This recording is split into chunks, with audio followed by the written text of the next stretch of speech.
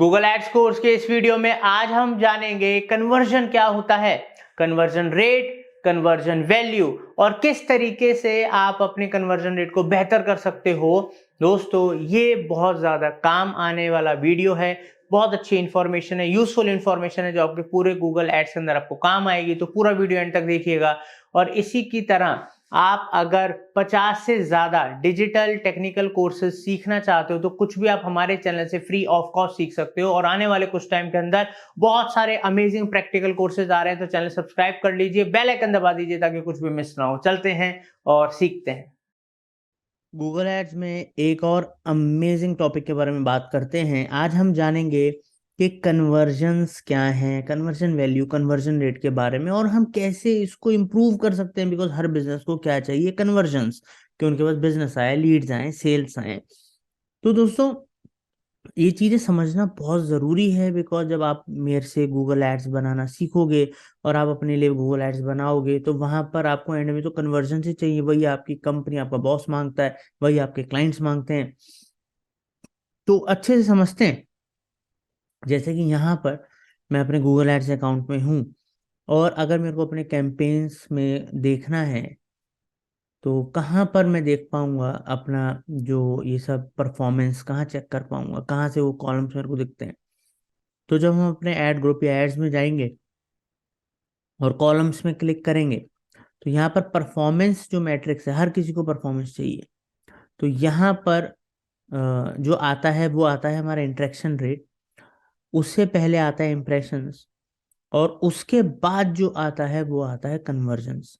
क्योंकि पहले लोगों को दिखता है, उस पर वो इंटरेक्ट करते हैं, उसके बाद कन्वर्जन्स आती है। ठीक है, यही प्रोसीजर है, यही फॉलो होता है। अब तीन चीजों की बात कर रहे हैं हम। पहले तो कन्वर्जन्स। तो कन्वर्जन्स हैं क्या?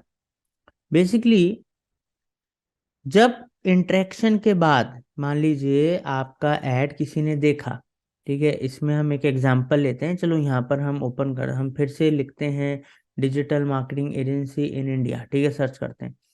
अब हम एक पर्टिकुलर वेबसाइट, किसी भी वेबसाइट के ऊपर हम जाते हैं, हम क्लिक करते हैं, इनके एड्स के ऊपर क्लिक करते हैं। अब ये तो जब मैंने उनका ऐड देखा तो इम्प्रेशन था, और जब उसके बाद जब मैंने इनका जो वेबसाइट पे विजिट करा क्लिक करके, तो वो इंटरेक्शन है, मैं इनकी वेबसाइट का इंटरेक्शन करा। अब ये कंपनी क्या चाहती है कि अगर मैं यूज़र हूँ, मेरे को सर्विसेज चाहिए, तो मैं फॉर्म फिल करूंगा।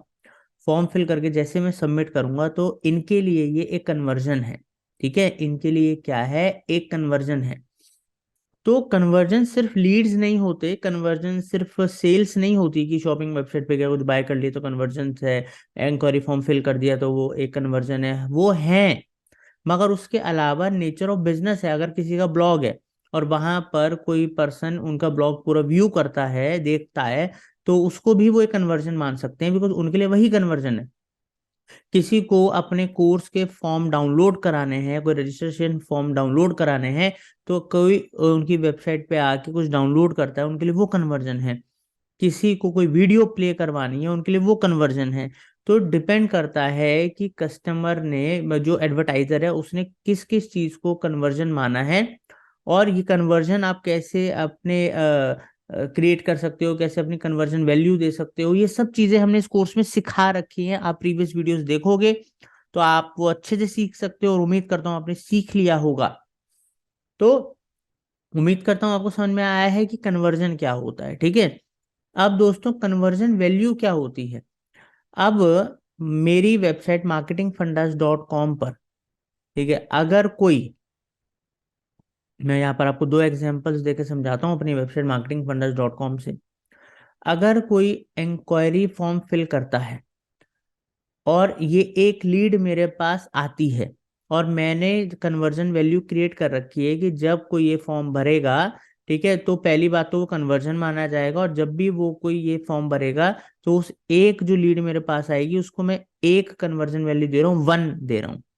ठीक है, तो मतलब अगर 10 लोग एक दिन में, 100 लोग मेरी वेबसाइट पे आए, इंटरेक्ट करा, उसमें से 10 लोगों ने मेरा एक फॉर्म भरा, तो मेरे पास कन्वर्जन वैल्यू का 10 आई, क्योंकि हर एक फॉर्म भरने पे एक वैल्यू मैंने उसको माना है। अब मान लो कि मेरी जो वेबसाइट है इसके ऊपर यहाँ पर आप देख सकते हो मैं अपने लाइव कोर्सेज भी सेल कर रहा हूँ। अब इस कोर्स की जो कॉस्ट है 1999 है, मतलब 2000 रुपये है। अब अगर मेरी वेबसाइट पे कोई आता है, इसका कोई फॉर्म भरता है, और सॉरी, इसका अगर कोई बाय करता है, डायरेक्ट बाय करता है, 2000 रुपये पे करता है, तो उसको मैंने कन्वर्जन वैल्यू दे रखी है 2000 रुपये। तो मतलब अगर कोई मेरे इस पेज पे जाएगा, अगर मेरे इस वीडियो के पेज पे कोई जाएगा और बाय करेगा, तो उसको मैं मानूंगा कि ये एक 2000 रुपये की वैल्यू है, कन्वर्जन वैल्यू है। वो एक थी, वो लीड थी। अब ऐसी कोई मेरा प्रोडक्ट अगर ये 5000 रुपये का है, कोई 1000 रुपये का है, कोई 500 रुपये का है, या जो ई कॉमर्स साइट्स होती है उनमें अलग अलग प्रोडक्ट्स अलग अलग प्राइस के होते हैं, और सबकी आपने कन्वर्जन वैल्यू सेट कर रखी होती है, और जब कभी भी कोई वो पर्टिकुलर प्रोडक्ट खरीदता है तो उतनी वो कन्वर्जन वैल्यू काउंट हो जाती है। तभी तो पता लगता है भाई 10 लाख की सेल आई, मतलब कन्वर्जन तो हमारे 100 हुए हैं बट सेल आई है हमारे पास 10 लाख रुपए की। तो 100 कन्वर्जन हुई बट उनकी वैल्यू ज्यादा थी, तो इसलिए सेल 10 लाख की हुई। समझ में आया? बहुत क्लियर है, आराम से समझ में आ गया होगा। तो और अब कन्वर्जन रेट क्या होता है? कन्वर्जन रेट का मतलब जैसे मैंने अभी आपको समझाया, तो जैसे अगर मेरी वेबसाइट पे 100 लोग आए, इंटरेक्ट करा, तो इंटरेक्शन के बाद 100 में से 10 लोगों ने फॉर्म भरा, तो 10% का इंटरेक्शन रेट आया, सॉरी 10% का कन्वर्जन रेट आया। क्योंकि 100 लोगों में से अगर 10 लोगों ने फॉर्म भरा, कन्वर्जन आई 10 मेरे पास, तो कि 100 डिवाइडेड बाय 10 कितना हुआ? 10% हुआ। तो वो क्या माना जाएगा? वो माना जाएगा मेरा कन्वर्जन रेट। बहुत अच्छा कन्वर्जन रेट है। अब एवरेज, ये गूगल एड्स में एवरेज कन्वर्जन रेट क्या होता है? तो जब हम सर्च एड्स वगैरह की बात करते हैं तो 3% से लेके 5% या उसके ऊपर का कन्वर्जन रेट अच्छा माना जाता है। अब वो कहाँ हम देख सकते हैं? वो आप यहाँ पर देखो। मैं एक पर्टिकुलर एड आपको दिखा रहा हूँ यहाँ पर। तो जैसे मैंने कोई एक वीडियो एड अपना चलाया था, उसमें मैंने 500 रुपये दिन लगाया था। तो यहाँ पर, तो ऑन एन एवरेज, यहाँ पर हम कन्वर्जन वाले कॉलम में चलते हैं, हाँ यहाँ पर देखते हैं।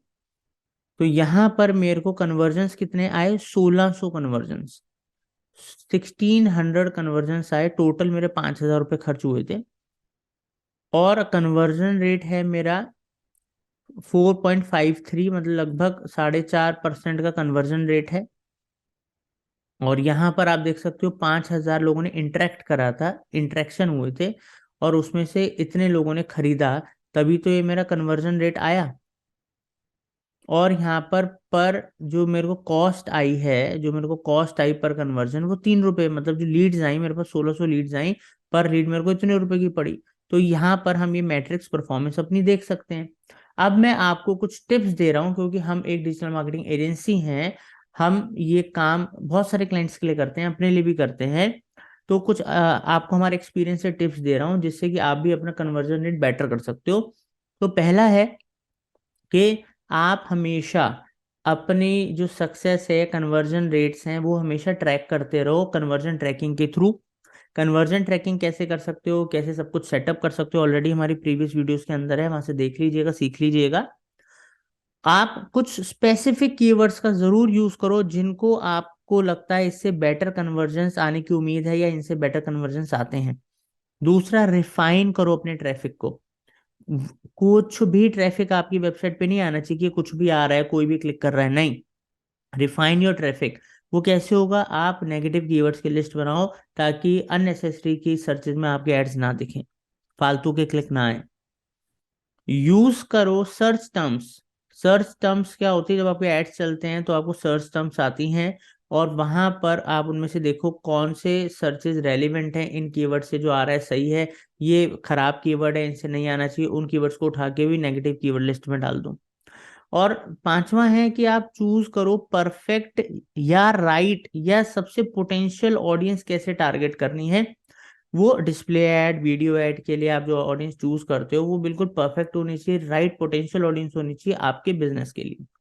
छठा है कि आप कोशिश करें कि आप सर्च एड्स चलाएं तो प्राइस एक्सटेंशंस का यूज कर लें, या आप वीडियो एड चला रहे हो या डिस्प्ले एड, तो वहां पर प्राइजेस शो करने की कोशिश करो। उससे क्या होता है, सामने वाले का माइंड पहले ही क्लियर होता है कि अच्छा ये इतने रुपए का प्रोडक्ट है या सर्विस है, तो अगर वो उसका माइंड मेकअप है और उसको दिख भी रहा है प्राइस वाइस क्या है, फिर वो आपके पास एज ए लीड आती है या वो क्लिक करता है, इंटरेक्ट करता है, तो वहाँ चांस बढ़ जाते हैं उसके वो बाय करने के या वो लीड आने के। तो उम्मीद करता हूँ अच्छे समझ में आया होगा। अब आप इन बातों का ध्यान रखोगे। Thank you. उम्मीद करता हूं आपको ये वीडियो बेहद पसंद आया होगा। अगर पसंद आया तो कमेंट सेक्शन में आप हमें बता सकते हैं, अपनी क्यूरीज भी लिख सकते हैं, उसके ऊपर भी हम वीडियोस कोर्सेज लेकर आएंगे। दोस्तों, अगर आप डिजिटल मार्केटिंग ट्रेनिंग या डिजिटल मार्केटिंग सर्विसेज हमारी कंपनी से लेना चाहते हैं तो आप हमारी वेबसाइट marketingfundas.com पर जा सकते हैं या हमारे दिए हुए नंबरों पे कॉल कर सकते हैं। डिस्क्रिप्शन में कुछ यूजफुल प्रोडक्ट सर्विसेज के लिंक्स दिए हैं, आप उनको भी ट्राई कर सकते हैं। Thank you for watching marketing fundas.